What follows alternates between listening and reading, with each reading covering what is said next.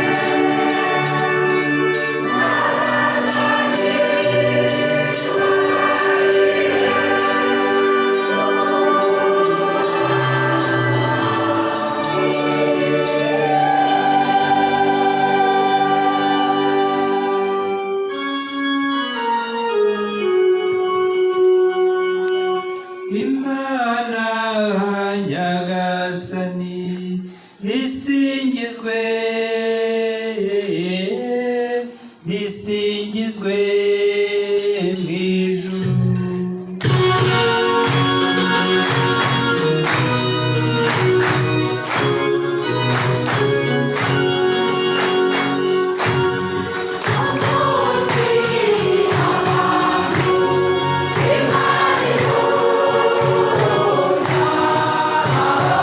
Yeah.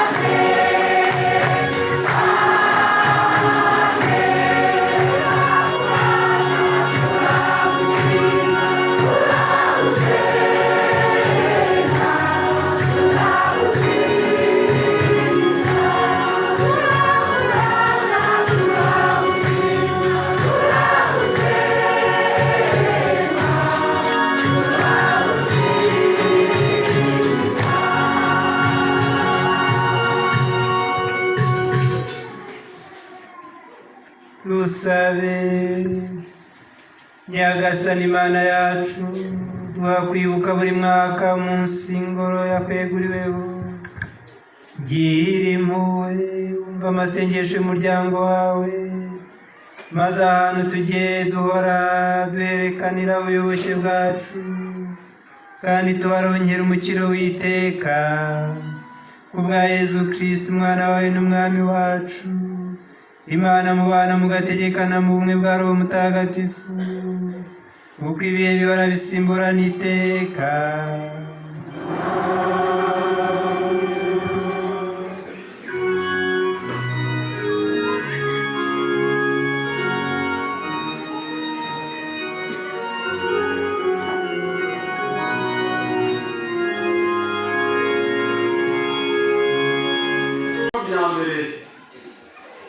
Yerusalemu nshya. Yohani intumwa aratubwira uko kiliziya izamera iminsi y'imperuka ishize ngo umurwa ukunzwe na Ntama w'Imana. Isomo ryo mu gitabo cy'umuhanuzi Ezekiyeli. Mu gihe nariho mbonekerwa n'Uhoraho, umuntu wanyoboraga aranjyana no ku muryango w'ingoro, nuko mbona amazi yavurukaga munsi y'igitabo cy'umuryango w'ingoro aherekera mu burasirazuba, kuko ingoro nyine yarebaga mu burasirazuba. Ayo mazi yatembaga agana iburyo bw'ingoro akanyura mu majyepfo y'urutambiro. Uwo muntu arasohokana anyujije mu irembo ryo mu majyaruguru, antambagiza aho hanze kugeza ku irembo ryo hanze ryarebaga mu burasirazuba. Ndebye mbona y'amazi atemba agana iburyo. Wa muntu arambwira atari amazi aratemba agana mu ntara y'Iburasirazuba, akamanukira muri Araba, maze akiroha mu nyanja y'umunyu, yamara kuyirohamo amazi yayo agahinduka meza. Ikinyabuzima cyose kizaba kiri aho uwo mugezi unyura kizabaho, amafi azaba menshi cyane, kuko aho ayo mazi yinjiye ayahasanze aba meza, n'ubuzima buzasagambe aho uwo mugezi uzanyura hose. Ku nkombe zombi z'umugezi hazamera amoko yose y'ibiti byera imbuto ziribwa, amababi yabyo ntazigera arabirana, n'imbuto zabyo ntizizahundura. Bizajya bihora byera buri kwezi bibikesha aya mazi avubuka mu ngoro. Imbuto zabyo bazazirya, naho amababi bayakuremo umuti. Iryo ni ijambo ry'Imana.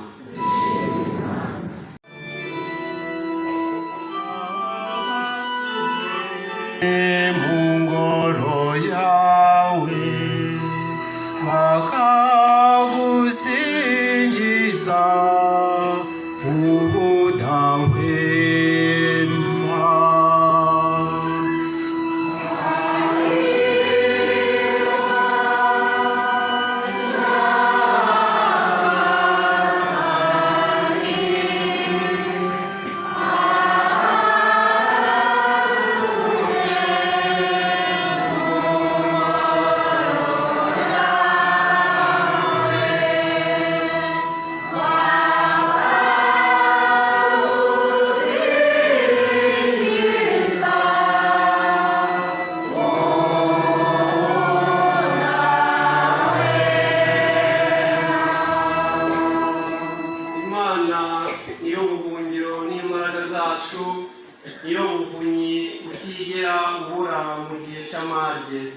Nicyo gituma tutagira ubwoba naho isi yabiranduka cyangwa imisozi igatengukira mu ngeri y'inyanja.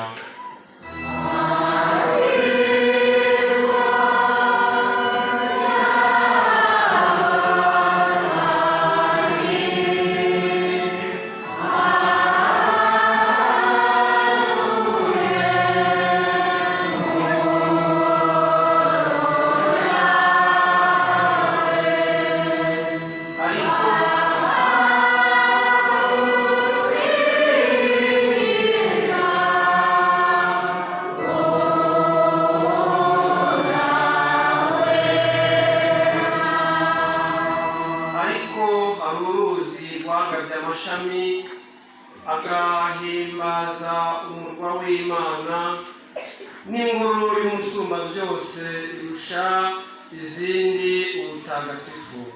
Imana iba muri wo rwagati, ntuteze guhungabana.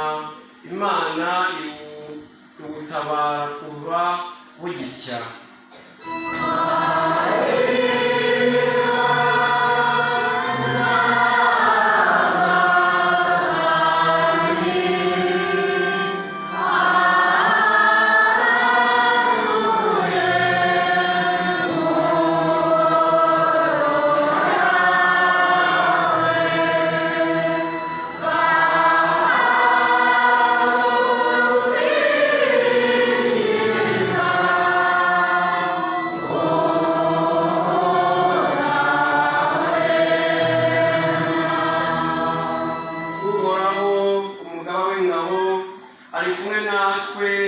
Imana ya Yakobo itubereye ubuhungiro bucinyiye. Nimuze mwirebere ibyo Uhoraho yakoze, agahagarika intambara kugeza ku mpera z'isi.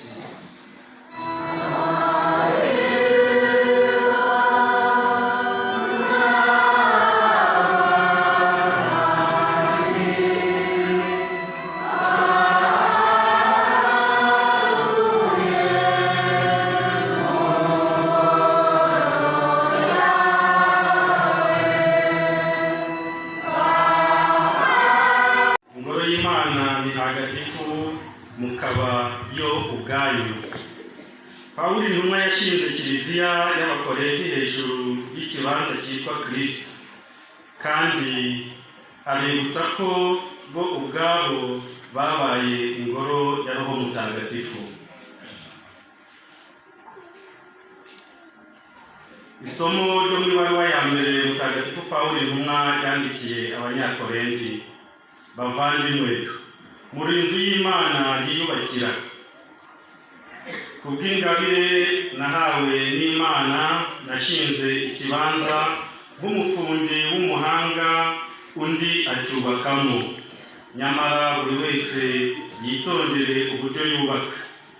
Nta kindi kibanza kindi gishobora guhangwa usibye igisanzwe, Yezu Kristo.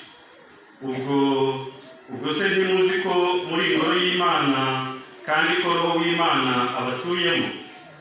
Nihagira rero usenya ingoro y'Imana, Imana nawe izamusenya, kuko ingoro y'Imana ari ntagatifu, kandi iyo ngoro ni mwebwe.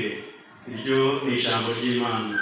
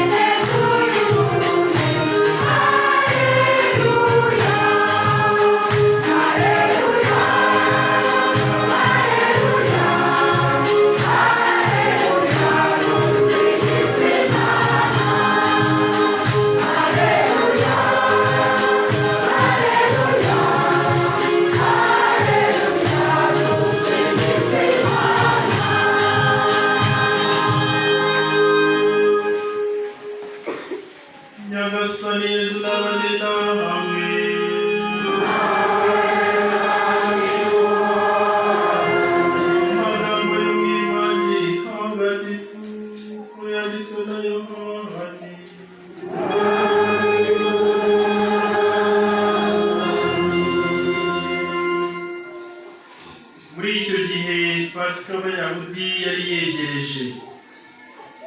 Yesu azamuka i Yerusalemu, asanga mu ngoro y'Imana hari abantu bahagurira ibimasa n'intama n'inuma n'abicaye bavunja ibiceri. Nuko abaha imigozi n'ibiboko abakubitisha, bose abasuka hanze y'ingoro, yirukanamo n'intama n'ibimasa, anyanyagiza ibiceri by'abavunjaga, ahirika n'ameza yabo.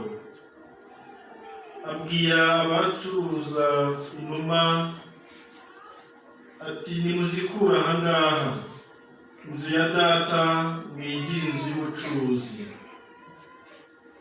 Nuko abigishwa be bibuka ko handitswe ngo, ishyaka mfitiye ingoro yawe riramparanya.